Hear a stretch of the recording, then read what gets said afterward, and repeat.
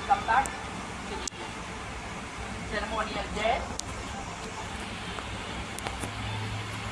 It will be addressed.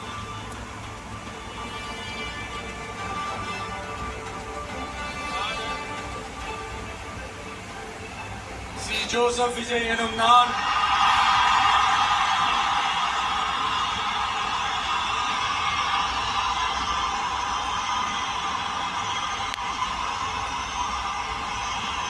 சட்டப்படி அமைக்கப்பெற்ற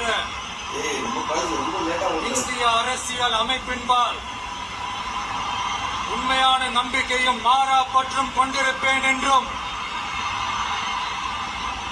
இந்திய நாட்டின் ஒப்பில்லாத முழு முதல் ஆட்சியையும் உரிமையையும் நிலை நிறுத்துவேன் என்றும் தமிழ்நாட்டு அரசின் முதலமைச்சராக உண்மையாகவும் உளச்சான்றின்படியும் என் கடமைகளை நிறைவேற்றுவேன் என்றும்